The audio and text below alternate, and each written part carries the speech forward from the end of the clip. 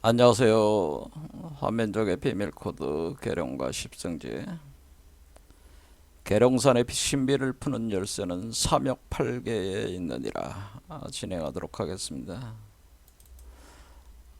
지난 영상에서 일시조선을 창업한 태조 이성계가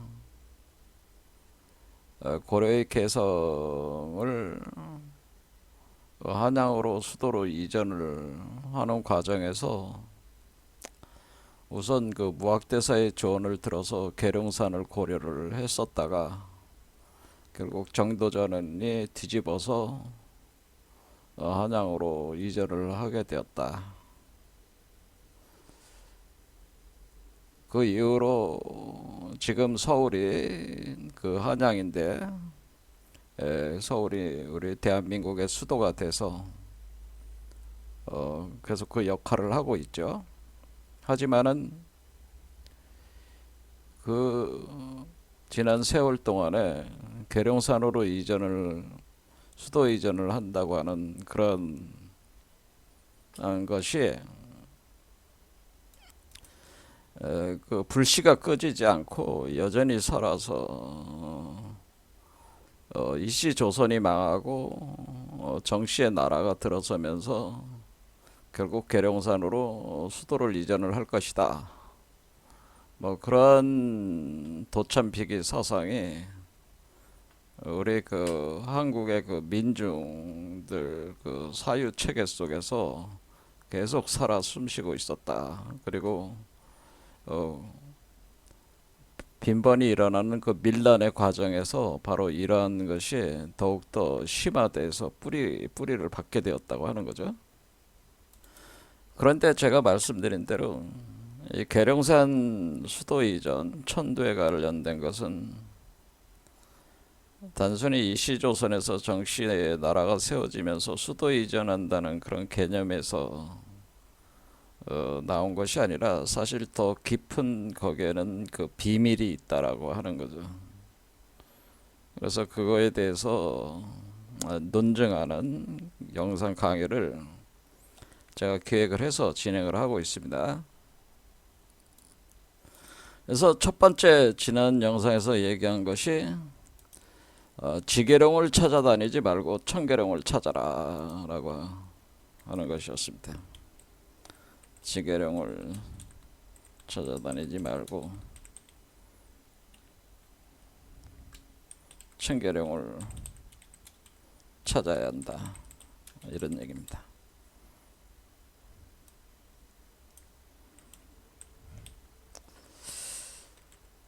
그때 지계룡이라고 하는 것은 우리 이 땅에 존재하는 그 계룡산을 얘기하는 건데, 지금 현재 그 한국의 그 지리상으로 대전, 충남 지역의 공주 그 지역을 기반으로 해서 솟아 있는 그 계룡산을 지계룡이라고 하는 것인데, 그 지계룡이라고 하는 곳에 들어가지 마라. 그것은 아니라고 하는 것이죠. 진짜 계룡이 아니다. 그러니까 청계룡을 찾아야 된다고 하는 겁니다. 그러니까 이 땅에 존재하는 것이 아니다. 그럼 어디에 존재하느냐? 어떤 이계 공간에 존재를 한다고 하는 거예요. 자, 이계 공간이라고 하는 것은 달을 잇자니까 다른 세계의 공간에 존재를 하는 거예요. 다른 세계의 공간에 존재를 하니까 보이지가 않는 겁니다. 여러분들의 눈에 보이지가 않아요, 이 청계룡이. 왜냐하면 다른 세계에 있기 때문에 그렇다, 그런 얘기입니다. 그리고 그 이계 공간으로 들어가는 문이 잠겨져 있고, 그 길이 일종의 그 진법이 쳐져 있어가지고 미로처럼, 여러분들이 그 계룡산으로 들어가려면은 그 미로를 들어가야 되고, 미로 속에서 헤매다가 죽게 된다고. 그같이 다른 이계 공간에 있어서 진법이 둘러쳐져 있고 문도 잠겨 있어가지고 여러분들 눈에 보이지도 않을 뿐더러 어쩌다가 들어가는 경우에는 미로 속에 헤매다가 진이 빠져서 죽게 된다 그런 얘기입니다. 좀 더 극적으로 얘기하자면은 이 길에는 불, 불검이 소용돌이 치고 있다는 거예요. 그러니까 여러분들이 그 문으로 들어가려면은 일종의 수레바퀴가 그 문이 이렇게 수레바퀴처럼 돼 있는데 스타게이트처럼 돼 있어요. 수레바퀴 스타게이트. 근데 그 스타게이트에 그 수레바퀴에 불타는 검들이 이렇게 박혀 있어가지고 톱니바퀴처럼 돼 있어. 톱니바퀴처럼 돼 있어가지고 여러분들이 말 선풍기가 돌아가는 거 있잖아요. 그 선풍기가 돌아가는 휘몰아치고 있어가지고 거기로 이렇게 잘못 통과하면은 갈갈이 찢겨진다 그런 얘기입니다. 그런 식으로 문이 잠겨져 있다고 하는 거예요. 자, 그래서 제가 굳이 그림을 갖다가 그려서 이렇게 보자면은 이렇게 문이 이렇게 돼 있어가지고 여기 이쪽에 계룡산이 이렇게 보이는 거예요. 근데 이게 지금 바퀴처럼 돼 있죠. 바퀴처럼 여기에 그 이 칸마다 알 수 없는 그 문자들 여기 룸 문자 같은 문자가 이렇게 써져 있고 이게 움직이고 있단 말이에요. 움직이고 있으면서 여기서 칼날이 나와서 그 불이 타오르고 있다고 하는 겁니다. 엄청난 고온의 불이 타오르니까 여기 두 사람이 지금 통과를 하는 거잖아요. 이렇게 통과를 할 때 잘못 들어갔다가는 불에 탈 뿐더러 몸이 갈갈이 불검들에 박혀 있는 불검들에 찢겨서 죽는다 그런 얘기. 그래서 이 청계룡의 공간은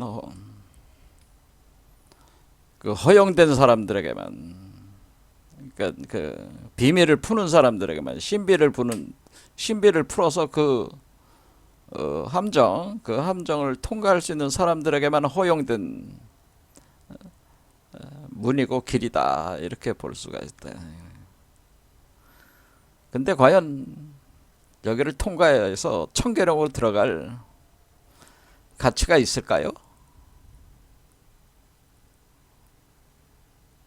사실은 그만한 가치가 있습니다. 그러니까 우리 한국 사상에서 계속 이 청계룡을 찾아가라고 계속 재촉하는 이유는 사실은 이 청계룡으로 들어가야지만이 여러분들이 살아남을 수가 있기 때문에 앞으로 올 재난 그것을 수화풍이라고 해서 삼재라고 합니다. 그 삼재의 환란 속에서 여러분들이 살아남는 유일한 길은 이 청계룡 속으로 들어가는 길밖에는 없다. 그런 의미입니다.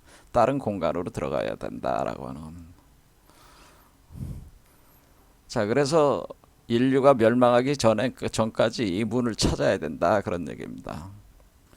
그래서 이 문에 대해서, 이 청계룡에 대해서 기록을 남겨서 우리 후손들이 찾아 들어갈 수 있게끔 그 지침서를 남긴 곳곳에다가 그 흔적을 남겨놨다고 하는 겁니다. 그 기록들을 남겨둬서 우리 그 후손들이 찾아갈 수 있게, 그리고 우리 한국인들뿐만 아니라 인류 전체가 살아남을 수 있는 그런 활로를 제시를 해주고 있다. 그런데 이거를 아무도 풀지를 못하고 있다고 하는 거예요, 현재. 자, 그래서 이 문을 열려면은 열쇠가 있어야 되잖아요. 열쇠는 암호키라고 보시면 돼요. 여러분들이 이제는 그 문을 들어갈 때 요즘에 그 문짝에다가 이렇게 해가지고 이 번호로 똑똑똑똑 눌러가지고 이렇게 암호를 눌러가지고 딱 들어가잖아요. 요즘에 그와 같이 암호키가 있어요. 그러니까 암호키 그 열쇠 암호키가 있어가지고 그 열쇠가 되는 그 암호키의 그 코드를 쳐서 넣어야 되는데 이 암호키가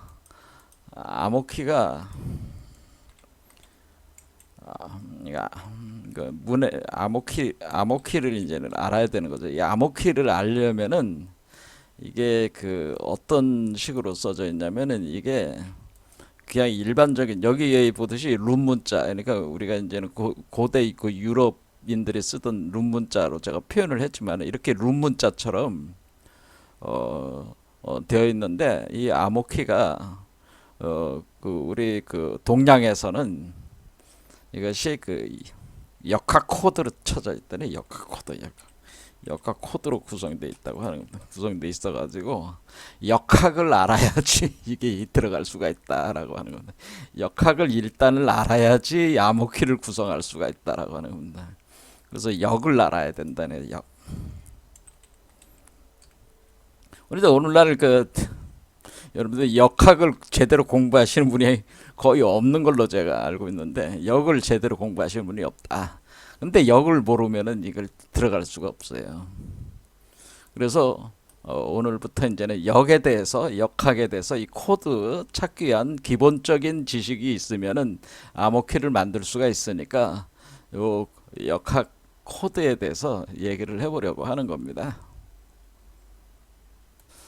자, 일단 우리가 이제 주역 역학에서 제일 많이 알려져 있는 게 주역이잖아요. 그러니까 주역 공부들을 엄청들 하시잖아요. 근데 주역 공부하시는 분들이 주로 점치는 거 위주로만 공부를 하시지 어떤 이런 우주 원리를 파악을 해가지고 이 그 문을 여는 열쇠를 구성하는 이런 공부를 하시는 분들이 별로 없어가지고 이게 주로 점치는 데만 하신다.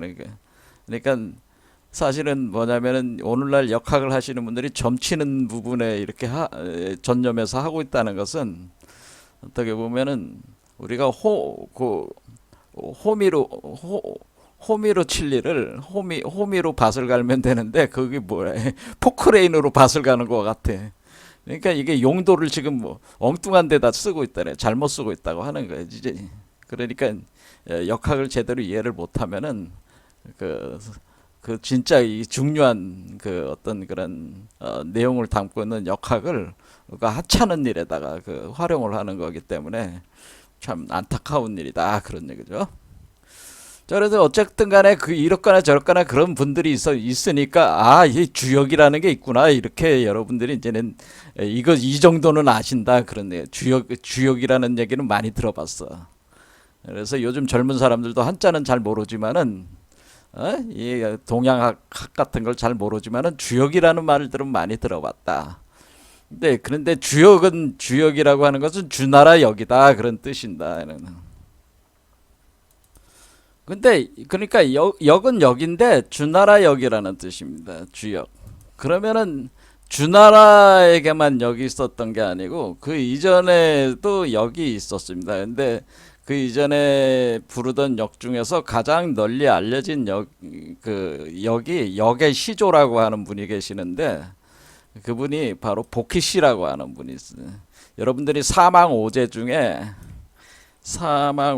오제의 그러니까 중국 거기로 보면은 사망오제의 그 첫 황제 첫 제1황이 바로 첫째가 누구냐면은 보키시엔 또는 포이시라고 하는데 이 보키시가 바로 역학의 시조라고 하는 역학의 시조. 그래서 이분이 역학이라는 것을 창안을 하신 분이다라고 하는 겁니다. 그래서 이분이 처음 창안했을 때 역을 가리켜서 보키역이다라고 하는.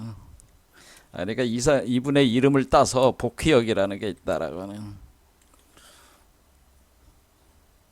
그래서 이게 첫 번째 역이 이제 복희역이 되는 거고, 그 다음에 지금 주나라 시대 역이라고 그랬잖아요.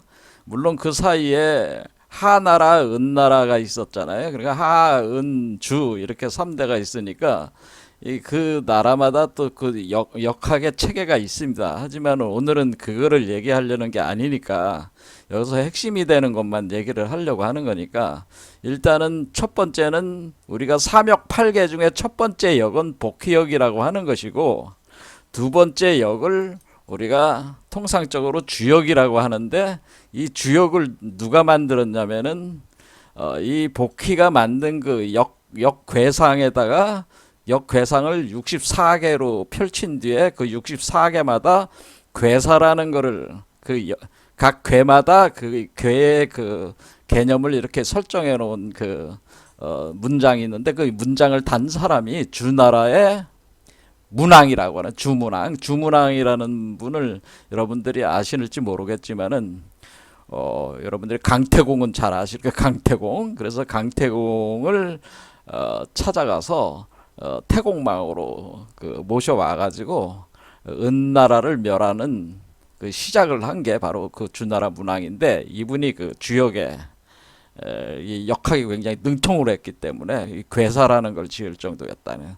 그다음에 그 네 번째 아들이 바로 주공이라고 있어가지고, 이 주나라 역은 이 문왕과 주공, 그러니까 그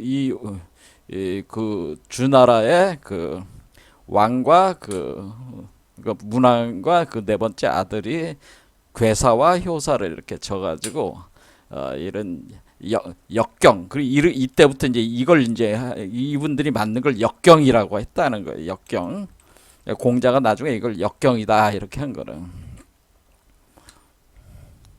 그래서 이걸 주역이라고 하는 거죠. 그런데 여러분들은 이제는 그러니까 복희역과 이제 근데 복희역은 뭐냐? 이 복희시는 우리 여러분들이 우리가 우리 복희시는 우리 한민족의 계보로 봅니다. 환단고기에 뭐라고 써 있냐면은 복희는 그 환웅이 그러니까 28명 환웅 중에 다섯 번째 환웅이 다섯 번째 환웅이 바로 태우이 환웅이라고, 태우이 환웅이라고 있는데, 태우이의 12번째 아들이 복희라고 우리 한국 그 환단고기에는 그렇게 기록을 하고 있다 그런 의미라. 그러니까 역학이라고 하는 것도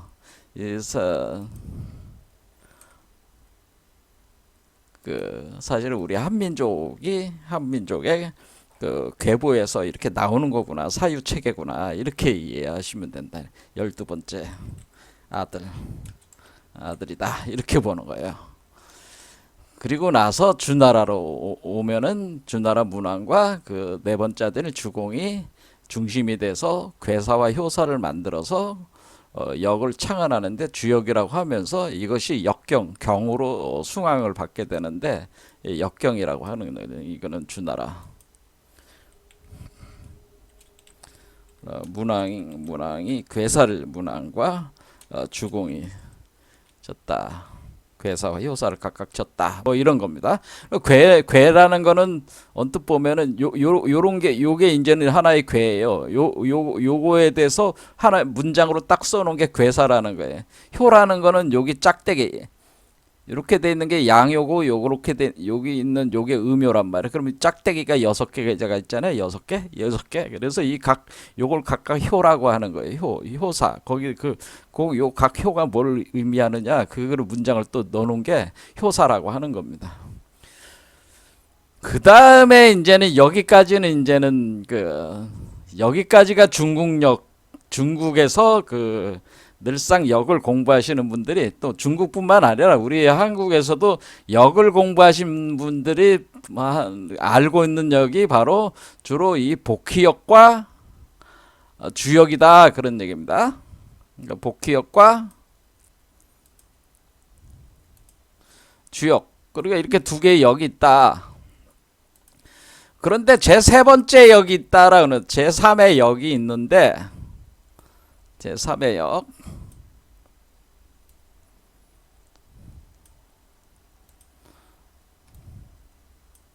제3의 역으로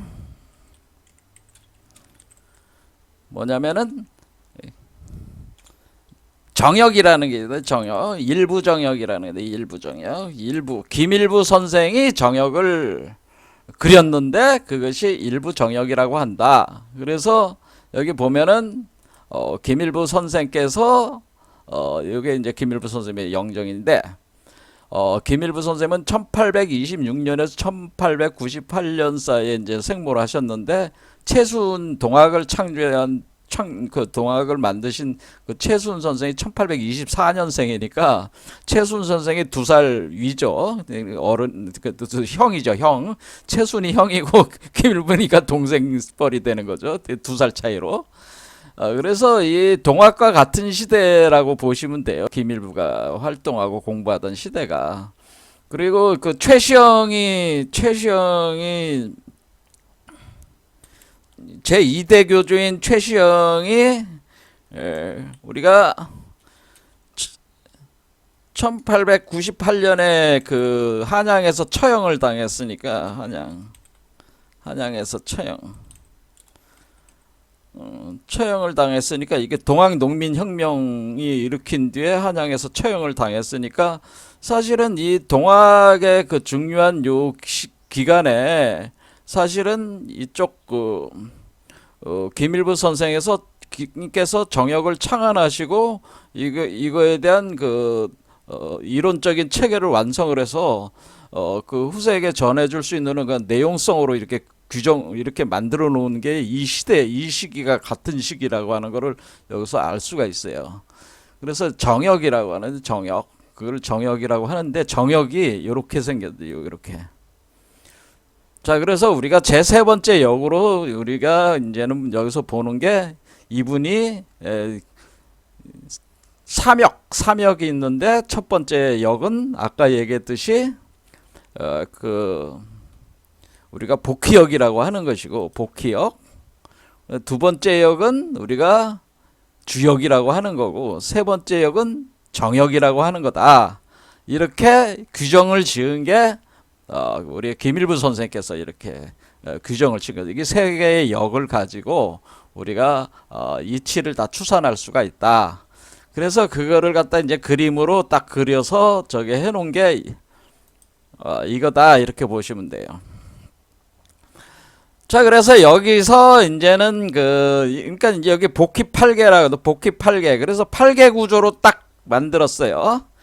그래서 8개 구조로 딱딱 만들어가지고 선천복희 8개, 후천문항 8개, 일부 정역 8개 이렇게 삼역으로 돼 있대. 삼역 선천, 후천. 그 다음에 여기 일부 정역파 일부를 중천이라고 할 수도 있는데 그 선천, 후천, 중천 개념, 이 선천, 후천 개념들은 또 복잡한 개념이니까 설명을 안 하겠습니다. 어쨌든 선천복희 8개, 후천문항 8개라는 이런 말을 쓴 거는 이제 소강절이라는 사람이 그래서 여러분들이 북송시대의 그 역학 체계를 잡은 사람이 바로 소강절이라는 분이 계신데 이 소강절이라는 분이 선천복희 8개와 후천문항 8개가 원래 그 설계전의 문장으로만 쓰여져 있는 거를 이렇게 괴상을 이렇게 둥그렇게 돌로 쳐가지고 이렇게 그 구조적으로 구조화 시켜가지고 표현을 해주는데 그러면서 이름을 딱 집니다. 여기들은 이건 선천복희 8개고 이건 후천문항 8개다. 이거는 설계전 3, 4장이고 이건 설계전 5장에 나오는 거고 이거는 설계전 6장에 나오는 거다. 그러니까 소강절이라는 중국의 그 북송시대의 유명한 그 철학자가 여기까지는 중국 그러니까 선천복희 8, 후천문항 8개까지는 알았다는 거죠. 그런데 일부 정역 8개는 정역 김일부 선생이 창안하신 거기 때문에 이거는 요때 1879년에 54세 때 정역 8개를 구성을 하게 되니까 김일부 선생이 이것은 한국에서 출현한 8개다 그런 얘기입니다. 그래서 이걸 합해가지고 그러니까 중국의 역을 완전히 계승해서 종합한 게 정역 8개다 이렇게. 그래서 요 8개 구조가 돼 있다 이런 얘기죠.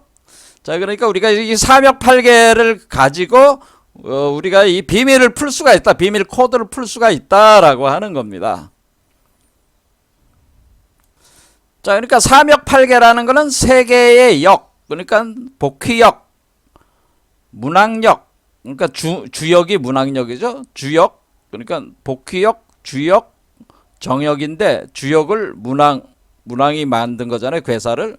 그러니까 주나라 문항. 그러니까 복희역, 문학역, 정역 뭐 이렇게 표현을 해도 됩니다. 어쨌든 이것은 선천 복희 8개, 후천 문항 8개로 이렇게 소강절이 이렇게 이름을 짓고 요거를 이렇게 동그랗게 쳤다, 이렇게 동그랗게 구조화시켰다라고 하는 겁니다. 설계전 3, 4장에 나와 있다. 그러니까 우리가 주역에 보면은 거기에 설계전이라고 하는 것은 우리가 공자가 나중에 이제는 역경, 아까 얘기했듯이 역경이라는 것에다가 십익이라고 하는 거를 거기다가 붙여가지고 해설서를 쓰는데, 그 십익 중에 설계전이라는 게 있어요. 설계전에 공자가 설명한 내용 중에서 그 설계전 3장과 4장과 5장과 6장에 이 세 개의 삼역 8개에 대한 이론 체계가 거기 써져 있다, 그런 얘기죠. 자, 그럼 여기 뭐 계룡이 어디 있다는 겁니까? 이렇게 물어도 계룡. 자, 계룡이라고 하는 거는 여러분들이 이 괴에서 계룡이라는 게 있는 거죠. 계룡이라는 게 어리의 계룡이라는 게지 여기서 풀 수가 있습니까? 코드가 어떻게 돼 있습니까? 계룡의 코드는 여기 이 구조가 삼역팔계 구조에서 이 8개나 모양은 같아. 그러니까 모양이라는 게 이 괴 자체의 모양은 다 같잖아요. 그렇죠?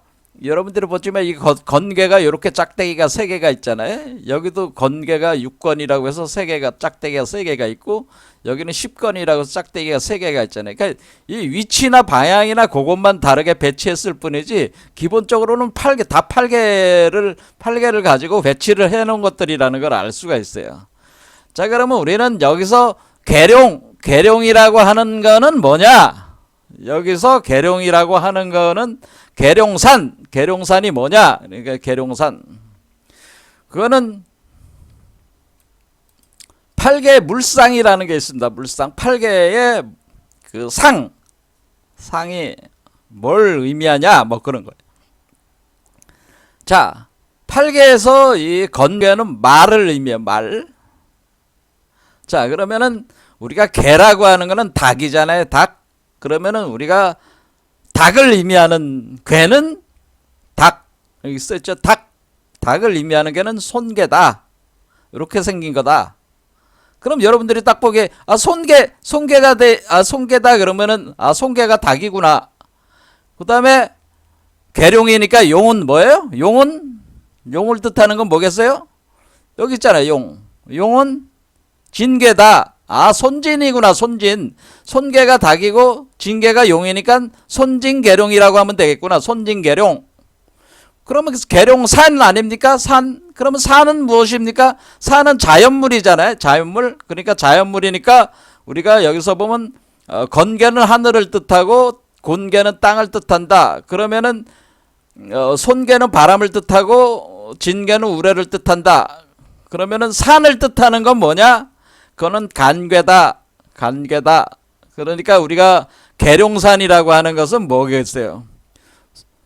괴가 손, 진이 용, 관이 산이잖아요. 그래서 계룡산이 되는 거예요. 계룡산. 자, 그러니까 우리가 계룡산이라고 하는 것은 개, 용,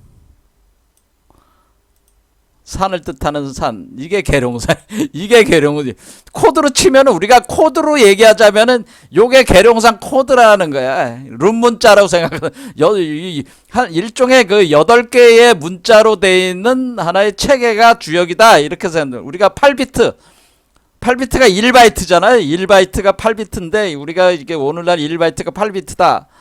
그러면은 그 8개의 비트라고 이렇게 얘기하는데 이걸 하나의 비트로 보면은 8개 중에 3개 개, 룡, 산 의미를 부여를 해서 이게 계룡산. 그 계룡산 코드는 요렇게. 그러니까 여러분들이 다른 걸 다 떠나 가지고 이것이 부호체계다. 이렇게 생각할 때 요거를 요부호와 요렇게 생긴 거. 야, 다른 걸 다 잊어버려요. 요게 부호야. 부호 체계야. 자, 요렇게 생긴 거. 그러니까 우리가 요게 계룡산이다. 자, 그러니까 요게 계룡산 이렇게 됐다. 그래서 그렇고 보니까 이 계룡산이 작동을 해야 되는, 계룡산을 작동을 시켜야 되는데, 이 계룡산이 요 룸문자처럼 이렇게 둘러치면서 여기 8개가 이렇게 구성되는 원으로 돼 있단 말이에요.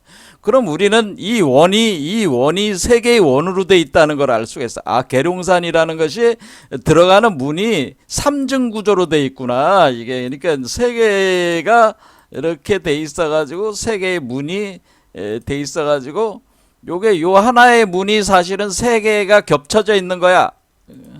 이렇게 겹쳐져 있어 가지고 얘가 여러분들이 딱 보듯이 얘가 하나. 그러니까 요 문이 첫 번째 코드가 딱 맞아야 되고, 두 번째 코드 체계가 맞아야 되고,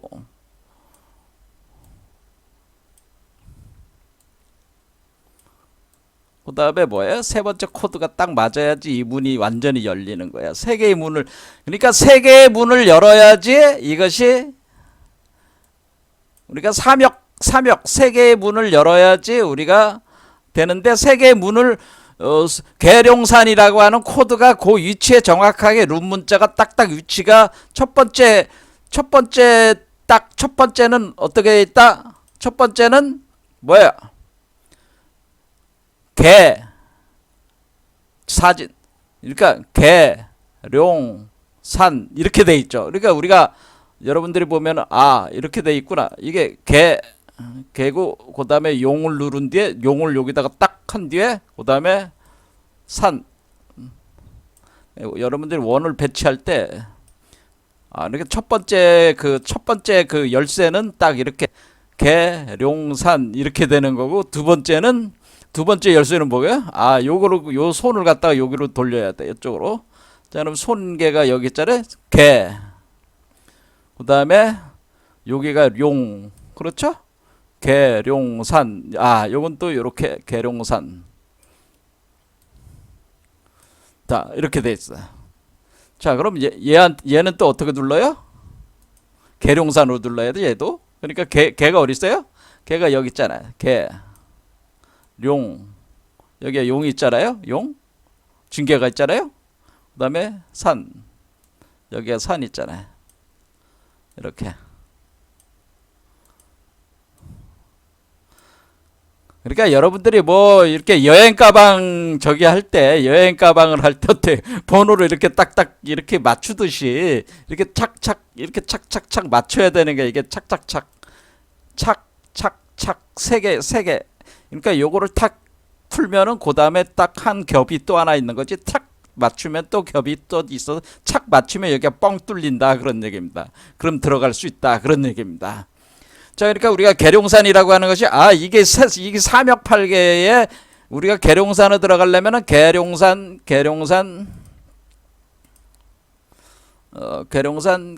여기도 계룡산 이렇게 해가지고 이렇게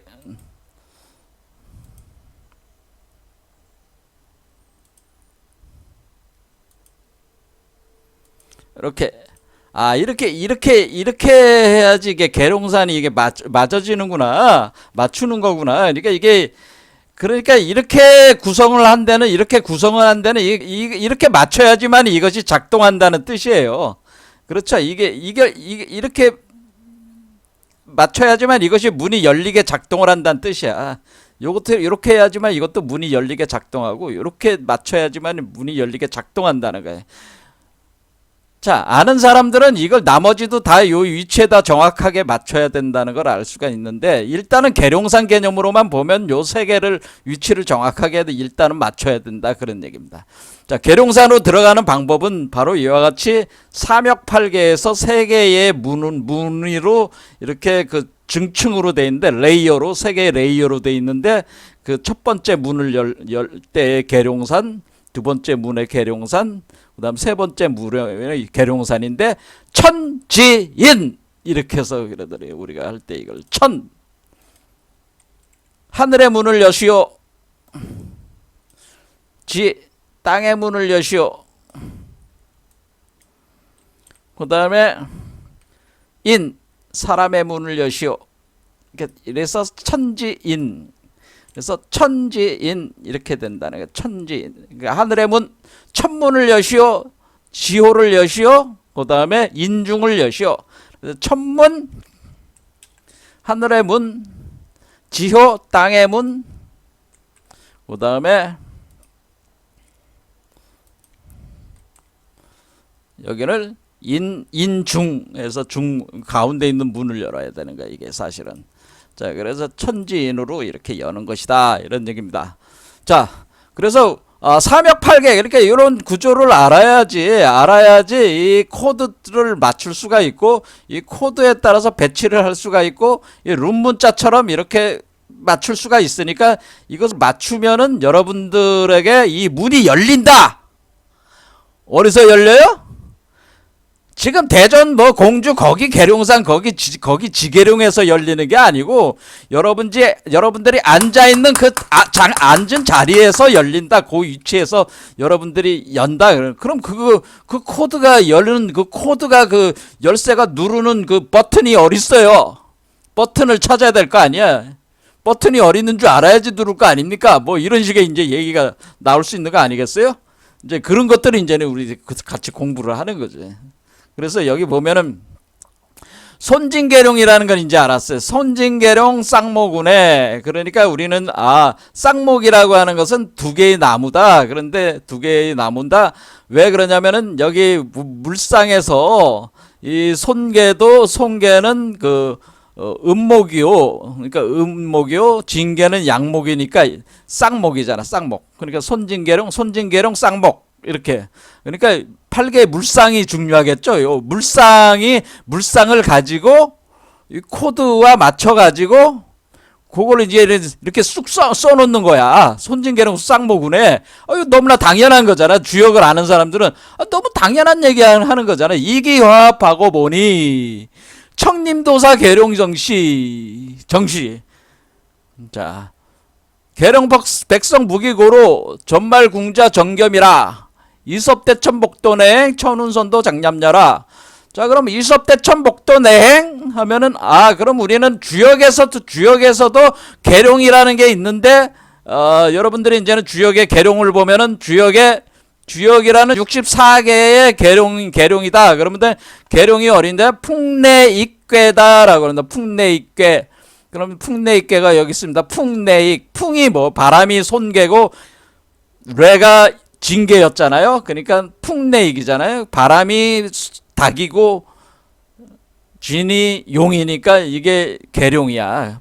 계룡. 그리고 이게 풍내익이야. 그 풍내익계를 쭉 이제는 주역에서 쭉 찾아보는 거야. 그럼 풍내익이라는 걸 한번 쭉 찾아봅시다. 그럼 풍내익 보면 좀 전에 읽은 게 뭐였어요? 이유유왕, 중정유경, 이섭대천이란 말 나왔죠? 이섭대천 목도내행. 여기서 나온 말이구나, 이게. 이섭대천 목도내행. 그러니까 우리가 뭐를 알 수가 있다고 합니까?